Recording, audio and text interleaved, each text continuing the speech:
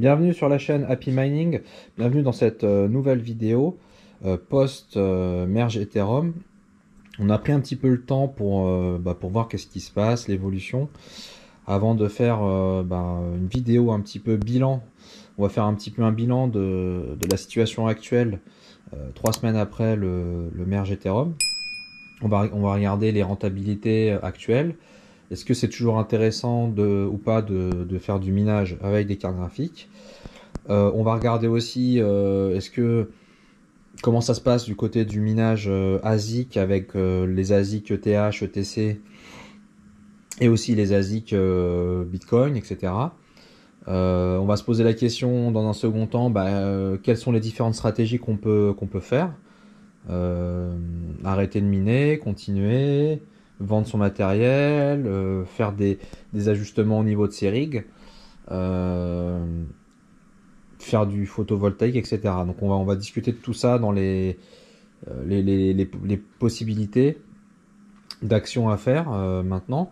Et puis on va discuter à la fin un peu des perspectives qu'on peut avoir sur le minage en général, minage GPU, minage avec des ASIC. Donc nous par exemple actuellement, comme vous pouvez le voir, on a décidé de couper nos rigs. Tout simplement parce qu'on constate que même en payant l'électricité moins cher qu'un particulier français à 16-17 centimes le kilowattheure, nous on est à peu près autour des 10 centimes. Même à 10 centimes le kilowattheure, ce n'est pas rentable. C'est ce qu'on va regarder actuellement juste après dans la vidéo. Pour nous, c'est pas rentable. C'est en négatif, vous payez plus d'électricité que de coins accumulés. Donc nous on est plutôt sur la stratégie de les couper et d'acheter éventuellement les coins. Voilà. On a déjà fait, on en a profité pour faire un ménage sur les cartes, les nettoyer, etc. Donc bon, les rigs sont prêts, sont prêts à repartir. Mais pour nous, actuellement, on juge que la situation n'est pas bonne pour les lancer. Les seuls appareils en revanche qui tournent, on a quand même des choses qui tournent, ce sont ces machines-là, bon, c'est des serveurs, ce sont des Masternode Flux. Donc on en a 3. On en a 3. Donc c'est des Masternode en 12500 flux. Et ça par contre, ça c'est assez, on trouve que c'est très rentable. On est à peu près à peu près 15-16% de rendement. Donc tous les mois, ça nous rapporte, chaque machine nous rapporte 150 flux par mois. Voilà. Donc le flux après, actuellement il est descendu dans les 80 centimes d'euros. Il était à 1 euro, 1,20 euro. Son ATH est à plus de 2 euros. Voilà, donc 150 flux par mois pour un masternode de type Nimbus. Donc on trouve ça intéressant. Ça n'a pas changé. Tout ce qui est masternode, pour nous, ça restera vraiment intéressant. Donc celles-là sont allumées. Voilà. Donc les rigs, eux, ils sont coupés. On avait quelques iPolo qui tournaient encore. Alors les iPolo, on les avait laissés tourner parce que les iPolo ne minent pas à perte, dans le sens où ça produit plus de crypto que la consommation électrique. Mais on les a revendus. On les a pas gardés. Voilà, on préfère récupérer un peu de cash sur l'investissement. Voilà, donc ça c'est le choix qu'on a fait nous chez Happy Mining sur nos machines, de les couper et un peu de rationaliser aussi les cartes qu'on a. Donc on reste sur des cartes de dernière génération pour l'instant, en série 3000 principalement. Donc on a des 3060 Ti, 3070, il nous reste quelques 3080. On a des RX 6800 aussi, voilà, donc on reste sur et puis donc toutes les autres modèles de cartes, les anciennes générations, 1660 Super, etc. Voilà, on est parti sur la stratégie de s'en débarrasser entre guillemets, parce que voilà, on cherche des cartes les plus efficaces possibles, qui consomment le moins, surtout actuellement vu les rentabilités. Donc maintenant on va regarder, on va faire un bilan un petit peu de post-merge. On va regarder ce que ça donne au niveau rentabilité. A tout de suite. Voilà, on se retrouve pour regarder maintenant, faire un bilan actuel au 6 octobre. Voilà, au 6 octobre. Donc on a laissé un peu couler d'eau pour voir ce que ça donne. Donc qu'est-ce qui s'est passé? Ah bon, là, vous l'avez tous déjà remarqué, hein, on va prendre l'Ethereum classique. Il y a pas mal de rigs qui ont été soit switchés automatiquement sur le TC via NiceHash, ou les ASIC, les ASIC ETH, ETC qui ne savaient, comme les Jasminer, etc. Les iPolo qui savent miner que ça. Voilà, donc ils ont eu un gros switch, c'est monté en difficulté, c'est monté à plus jusqu'à 3,4 pétahash. Et après, ça continue, ça a commencé à descendre tranquillement, mais sûrement, pour atteindre environ 2 pétahash. Voilà. Donc on est si on regarde le hash rate, hein, on est avant le merge, on était à une cinquantaine de terahash, et là on est à 150. Donc là on est sur un facteur 3, ce qui est pas si bon, ça a pris x3, mais ça aurait pu être beaucoup plus grave. Voilà. Donc sur le TC, ça reste encore, on va dire, raisonnable. On a vu pire que sur d'autres cryptos. Et là, ça a tendance à se stabiliser environ à 150 terahash depuis quelques jours. Voilà, donc après sur l'Ergo, par exemple, ce qui s'est passé sur l'Ergo, c'est que le hash rate a monté, mais fortement. Il est passé d'une vingtaine de terahash à 200. Donc là, c'est un facteur 10. Et après, ça s'est complètement écroulé parce que sur l'Ergo, ils ont un problème pour gérer la difficulté de minage, pardon. Donc la difficulté est montée d'un coup, mais des valeurs très très hautes qui ne correspondaient plus à la réalité du hash rate. Et donc il a fallu qu'ils fassent un correctif, hein, qui déploie une nouvelle version sur leur blockchain pour que la difficulté de minage s'ajuste de manière plus réaliste et plus rapide. Voilà. Donc du coup là sur l'Ergo on revient à des choses un peu plus classiques. Du coup on est passé d'une trentaine de terahash, et là actuellement on est à 60. Du coup là on est retombé sur un facteur 2, 3. Sur Ravencoin, le Ravencoin aussi a pris pas mal. Donc on va regarder le hash rate. Donc le hash rate sur Ravencoin, là, on est passé de 4-5 terahash à une bonne vingtaine. Et là ça redescend tranquillement. Voilà, on est à 14 terahash. Donc pareil, on a un petit facteur 3. Sur le flux, c'est un peu différent. Le hash rate, en fait, il est monté post-merge à environ... Alors là, on est sur la difficulté, pardon. On va aller voir le hash rate. Voilà, le hash rate est monté à 8 à peu près, 8 mégas sol par seconde. Et ça n'a pas trop bougé, en fait. Ça n'a pas vraiment baissé. C'est toujours autour de 8. Voilà, donc le flux, on sent qu'il y a quand même un intérêt sur ce projet-là. Et donc on est passé, le facteur qu'on s'est pris dessus, hein, on était à 2, enfin on était à 3, on va dire, 3 après merge, et puis on est passé à 8, quoi, donc presque un facteur 3. Même 2, 2,5, donc on est sur un facteur 3, hein, c'est à peu près ça. Voilà. Donc ça c'est un peu ce qui s'est produit, hein, donc voilà, une augmentation, hein, du hash rate, ça on s'y attendait. Qu'est-ce qu'on va dire d'autre? On va regarder le rendement maintenant. On va regarder le rendement. Donc actuellement, on va regarder sur différents types de cartes. On va prendre chez Nvidia une des cartes qui est la plus efficiente, on va dire, la RTX 3070. Donc sur une RTX 3070, actuellement, si vous... Alors on va prendre différents coûts électriques. On va faire le français entre guillemets, lambda, qui paye son électricité environ à 16 centimes le kilowattheure.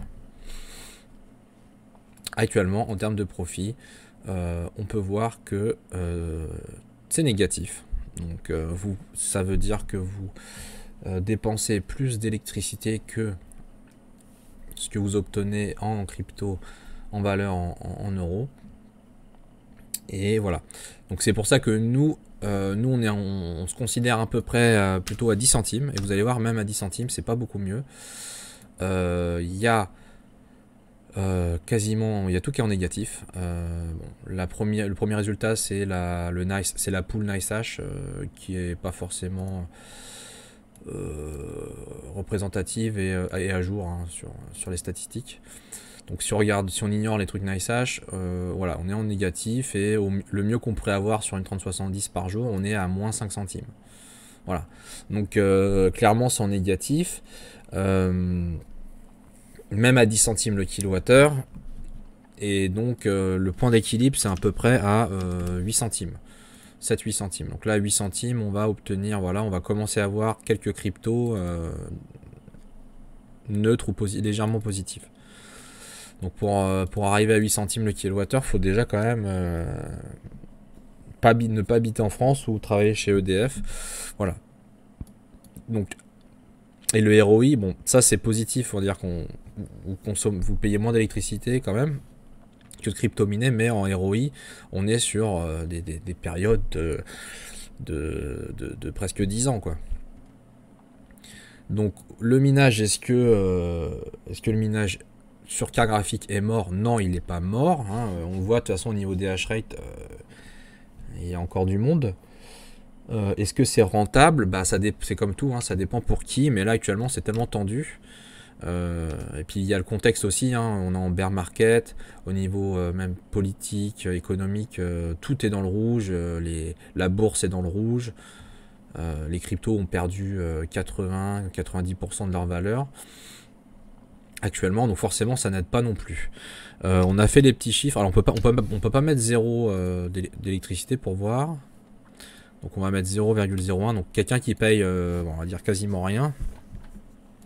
Et ben en fait même lui, alors lui ça peut peut-être être intéressant, donc on va dire admettons qu'il arrive à avoir une 3070 à 400 $ et qu'il paye quasiment pas l'électricité, ou voilà, on va dire que c'est marginal, il va quand même être sur donc il va produire environ pas loin de 30 centimes de dollars par jour, et il va être sur 1400 jours. Alors 1400 jours, on est à 3,8 ans. Alors après on a fait les calculs, bon, si vous vous dites bon bah il va miner pendant 3 ans et il va revendre quand ça sera un prochain bull run, et que la crypto aura peut-être fait x4, là oui on va retomber sur des choses intéressantes qu'on avait avant, sur un ROI sur un an et demi. Donc oui, voilà, c'est pour vous montrer que ça peut être toujours intéressant, il peut y avoir des bonnes affaires. Il y a des mineurs qui ne payent pas l'électricité ou très peu cher. Il y a des pays comme en Algérie où ils vont être à 3-4 centimes, même si en Algérie officiellement par exemple le minage est interdit. Mais voilà, par exemple vous avez des pays comme ça à 3-4 centimes, vous allez récupérer une vingtaine de centimes par carte à l'instant T. Vous pouvez multiplier ça par 3, par 4 si vous revendez ça au prochain bull run. Et ça peut être intéressant. Le prix des cartes, on commence à trouver des 3070. Donc là j'ai mis 400 $, c'est peut-être un peu faible, mais on peut peut-être en trouver. Voilà, on peut peut-être arriver à en trouver à 400, 450. Voilà, donc non, le minage n'est pas mort. Après oui, il a pris un gros coup sur la tête. Ça c'est clair.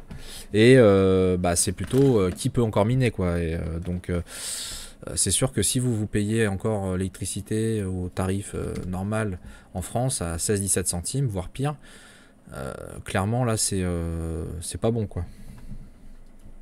Voilà. Donc on va regarder aussi les rendements pour les ASIC. Donc les gens qui ont fait les paris de miner avec des ASIC comme des Jasminer par exemple, etc. Donc là on va aller sur What to Mine.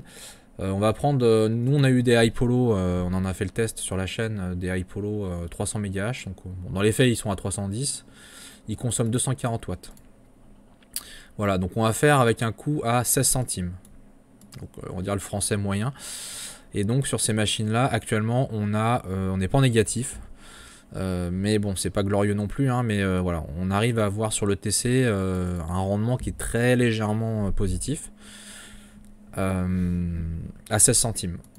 Après là on arrive aussi l'hiver, donc nous on a estimé par exemple que dans une maison, si vous arrivez à ne pas allumer les radiateurs et plutôt chauffer avec ce type d'appareil ou même des rigs, vous pouvez peut-être considérer, on a calculé qu'on gagnait à peu près 25-30% sur notre coût électrique. Et donc ça permet de se dire, bon bah au lieu de payer 16 centimes, je suis peut-être à 13 centimes parce que ou 12 centimes parce que je chauffe avec. Donc ça m'économise quelque part, soit dans le gaz ou dans l'électricité. Voilà, donc ça peut être des choses à voir. Donc si on prend le 10 centimes, nous on est à peu près à 10 centimes sans les utiliser pour le chauffage. Voilà, on est à peu près à une trentaine de centimes, 40 centimes, 50 centimes par jour sur ces machines-là. Alors, les iPolo par exemple, le prix a fortement baissé. Les machines étaient en TTC étaient vendues à 3000 balles. Maintenant, elles ont un peu plus que divisé par deux. Donc par exemple, quelqu'un qui va avoir des panneaux solaires et avoir un coût électrique en France à 5 centimes, hein, on en connaît.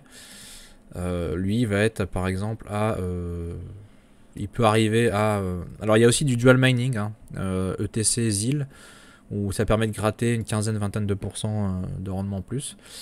Bon, potentiellement cette personne là va être à 80 centimes, et les machines iPolo maintenant vous les avez autour de 1300, 1400, on va dire 1400 TTC. Donc 1400 divisé par 0,80, on est à 1700 jours pour le ROI basique. Donc on est à 4 ans. Sauf que voilà, c'est pareil, ce que vous minez là, au moment où vous allez le revendre, etc. Si vous multipliez par 3 ou par 4 au moment où vous allez revendre, on va dire par 4, vous produisez en fait un peu plus de 3, on va dire 3 euros. Et donc sur une machine à 1400 euros divisé par 3, vous êtes à un ROI en un peu plus d'un an, en 14 mois. Voilà, et après si vous êtes sur du long terme, hein, à accumuler, si vous faites tourner ça pendant 3 ans, pour atteindre 2-3 ans, hein, le prochain bull run, et vendre, voilà, pour certaines personnes ça peut être encore rentable. Donc non, le minage n'est pas mort, il y a encore des gens qui investissent dedans. Après oui, ça a pris un bon coup à la tête. Voilà, donc après on va passer, donc ça c'était un peu l'état actuel. Après on a aussi, on peut aussi regarder le monde des ASIC en général, hein. C'est pas non plus fou, hein. Il y a si vous cherchez sur le BTC, à part quelques machines de dernière génération comme le S19 XP 140RH qui consomme moins que ses prédécesseurs, c'est pas génial non plus. Il y a le Cadena là qui a pas mal buzzé en ce moment, le KA3. Les soucis de cette machine là, c'est que c'est annoncé officiellement disponibilité au mois de décembre, même si on sait par expérience que c'est souvent pas le cas. Donc ça n'arrivera peut-être qu'en janvier pour les particuliers ou le commun des mortels. Faut faire attention aussi, c'est des machines qui sont très bruyantes, donc il faut installer ça dans des endroits où ça va pas trop déranger, et vous rentrez en concurrence, hein, sur des fermes de minage, et donc faut avoir des coûts électriques vraiment pas trop élevés, quoi. Faut pas payer de l'électricité classique domestique à 16-17 centimes, faut vraiment être max à 10 centimes. Donc c'est plutôt pour des sociétés, etc. Donc tout ce qui est ASIC, BTC, etc., ça peut être intéressant, mais voilà, c'est peut-être pas pour tout le monde. Donc cette machine-là, elle a l'air très intéressante, hein, le KA3, on en a parlé pas mal, hein, sur les réseaux sociaux. Le seul truc, c'est que déjà le prix n'arrête pas d'augmenter sur ce produit-là. Et là maintenant, on pouvait le trouver dans les 6-7 000 euros, 7 000 euros TTC. Maintenant, ça commence à exploser, hein, il est passé à plus de 10 000 euros, etc. Et la disponibilité, c'est pas avant décembre, sans doute janvier, et d'ici là, la difficulté de minage va fortement augmenter. Alors, on dit pas que ça sera pas intéressant, mais les rendements qu'on voit actuellement, hein, où ça serait du 2000 euros par mois, ça sera pas le cas en fait. Le jour où vous aurez la machine, au mieux en janvier, ça sera pas 2000 euros par mois. Mais ça sera sans doute intéressant. Voilà, bon, ça c'était pour les ASIC. Donc ensuite, qu'est-ce qu'on pourrait faire, que faire? Donc j'entends pas mal parler de spec mining. Le spec mining, donc ça consiste à aller miner des petites cryptos qui sont soit pas du tout listés sur des exchanges, donc vous pouvez même pas les échanger, ils n'ont pas encore de prix, ou ils sont voilà, ils sont disponibles sur un ou deux exchanges. Voilà, donc vous pouvez donc je prends par exemple le Radiant, donc on en a entendu pas mal parler. Il y a le Miaou Coin. Donc ça c'est des voilà, c'est des coins en ce moment qui sont minés en spec mining. On a parlé sur la chaîne du Coco qui à un moment était très rentable, hein. Sauf que en fait le problème du spec mining c'est que c'est très rapidement on est dans un monde connecté, hein, où tout se sert rapidement, et donc au bout de 2-3 semaines, maximum un mois, votre coin en fait il ne sera plus il sera pas plus rentable que les autres. Donc oui, le principe du spec mining c'est de chercher ces coins là, en accumuler. Vous savez pas si vous allez gagner ou pas au final, hein, ça va dépendre après du pricing du coin. Donc c'est vraiment spéculatif. Et voilà, donc ça peut, voilà. Je pense que c'est pas pour tout le monde, hein, ça peut être, voilà, c'est pour des gens qui faire du spec mining, il faut avoir envie de faire des recherches, modifier la configuration de ses rigs, miner pendant 2-3 semaines, après changer, etc. Voilà, ça demande du temps, de l'investissement. Et il y a des gens où ça va pas les intéresser de faire ça, ils veulent plutôt être sur des projets plus mainstream comme le Flux, l'Ergo, Ravencoin, etc. Hein, voilà. Et ils n'ont pas envie forcément de passer leur temps à aller reconfigurer leur rig, trouver les overclocking, pour à la fin ne pas que ça reste risqué, quoi. Donc voilà, donc ça, qu'est-ce que vous pouvez faire actuellement? Ça dépend. Si vous êtes intéressé pour faire du spec mining, vous pouvez chercher un peu, on en avait fait une vidéo, hein, là-dessus, comment trouver un petit peu les cryptos en spec mining. Voilà, donc vous pouvez faire ça. Sinon, bah, si vous n'avez pas envie de vous embêter à faire tout ça et à chercher, à devoir faire les configurations, où déjà vous n'êtes pas forcément hyper à l'aise, vous avez des choses que vous pouvez faire, nous c'est ce qu'on observe, donc on a pas mal de gens de mineurs qui minent entre guillemets à perte, c'est-à-dire que ils vont se retrouver dans la situation qu'on a vue, hein, sur la 3070. Voilà, ils vont payer l'électricité, on va dire le tarif classique, et ils vont miner à perte. Ça, il y a deux possibilités, c'est soit la personne le fait vraiment sciemment, elle sait qu'elle paye plus d'électricité, que si elle coupait la machine et qu'elle achetait directement la crypto, ça serait mieux, mais elle le sait et elle préfère comme ça pour X raisons. Ça fait du chauffage, c'est pour supporter un projet, donc apporter du hash rate sur le réseau, hein, ça permet de sécuriser un projet. Ça peut être ça. Après, si c'est pas pour ces raisons-là, bah, je vous conseille de faire comme nous, de couper les machines et plutôt d'acheter les cryptos directement. Vous en aurez plus, vous allez en accumuler plus qu'en payant EDF. Voilà, donc ça peut être aussi une stratégie de stopper vos machines, de temporiser, d'acheter la crypto ou d'attendre comme nous. On préfère attendre complètement plutôt que d'en acheter. Ça peut être aussi du coup de vendre sur le bon coin, etc. eBay, d'essayer de revendre une partie de votre matériel, hein, et de voir s'il y a des bonnes offres à faire et des bons prix de revente, hein. Par exemple, vous pouvez avoir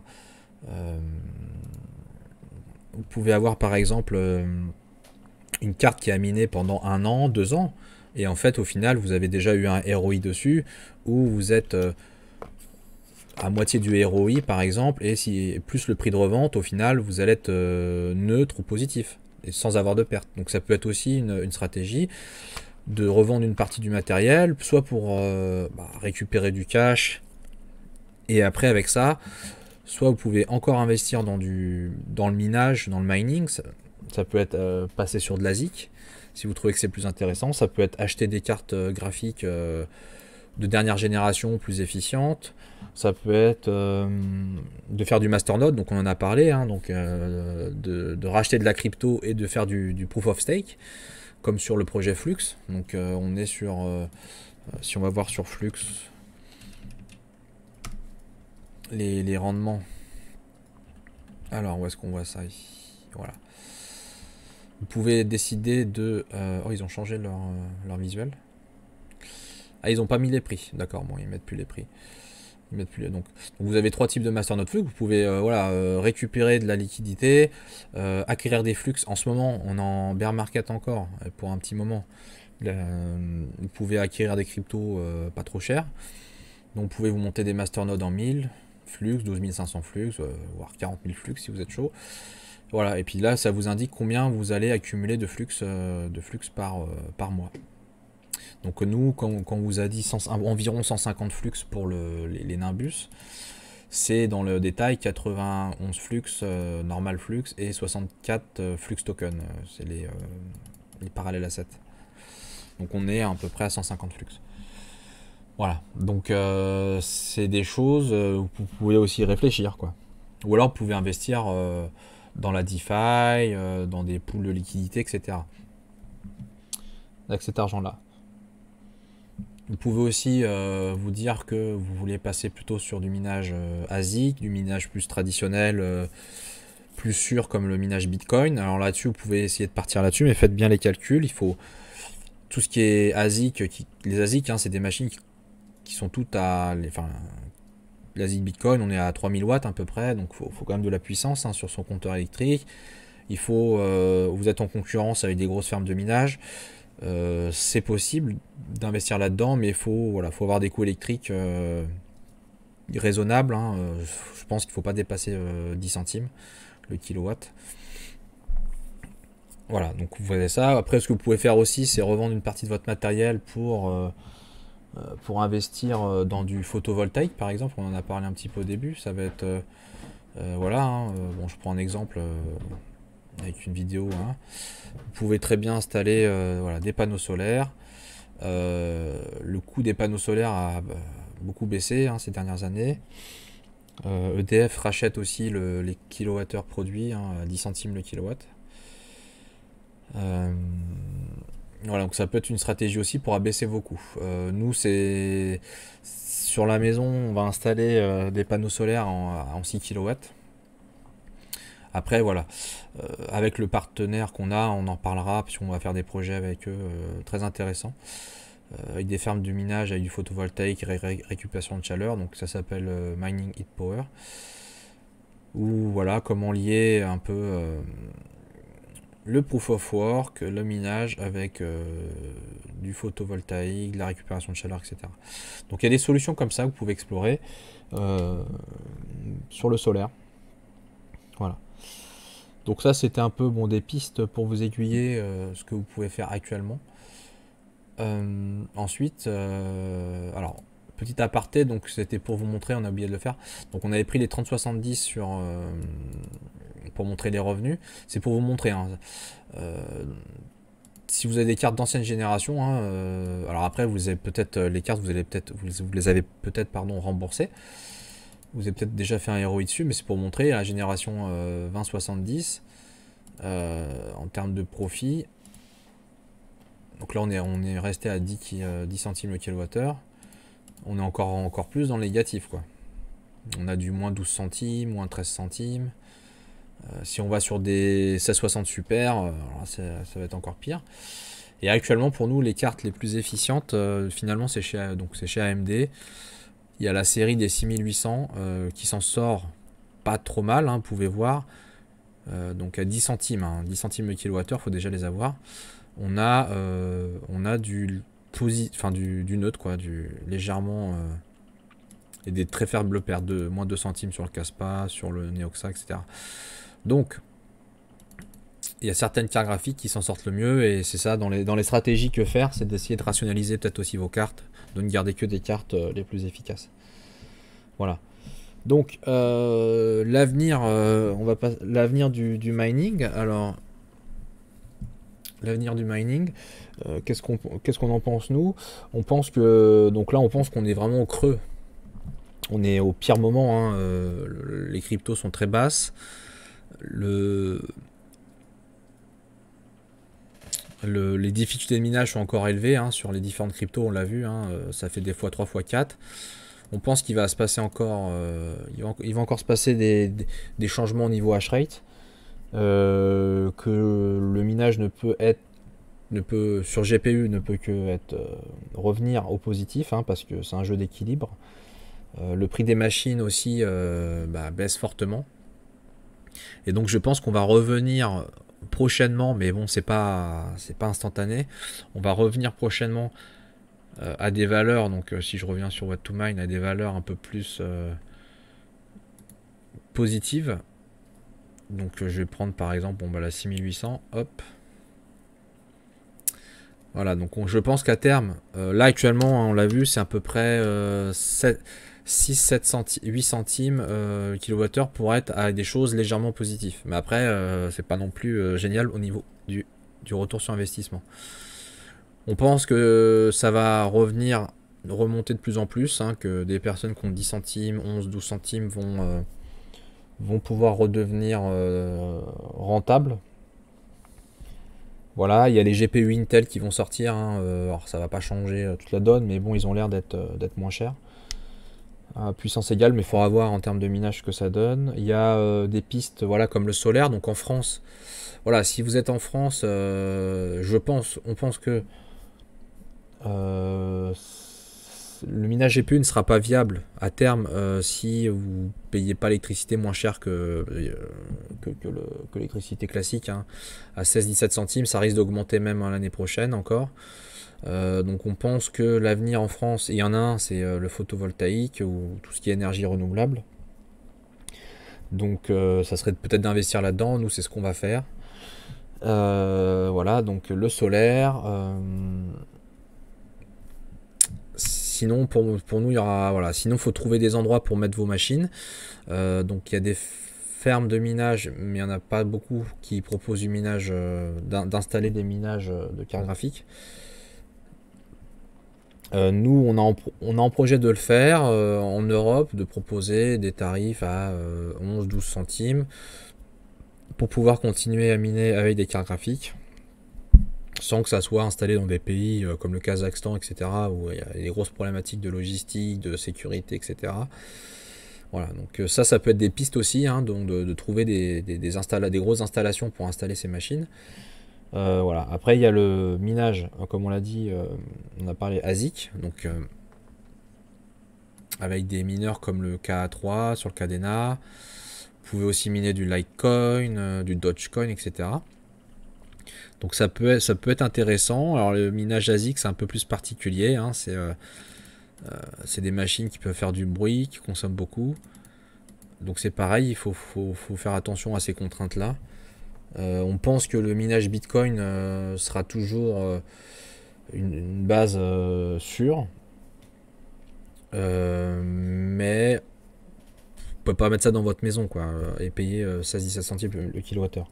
Il faut être dans des endroits au maximum à 10 centimes et voilà, que ça ne dérange pas. Voilà, donc ça c'est un peu les pistes. Donc voilà, le minage GPU c'est pas mort, hein, on l'a vu. Ça a pris un gros coup. Ça va remonter progressivement.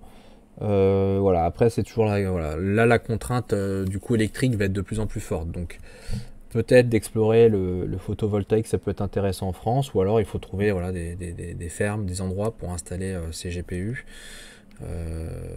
pour les mettre. Voilà. Bon, vous nous direz ce que vous en pensez en commentaire. Et puis on va essayer de faire rapidement une vidéo pour tester les dernières cartes graphiques Intel qui vont sortir. On va essayer d'en récupérer. Et voilà. Et bien bon minage à tous et à bientôt sur la chaîne Happy Mining.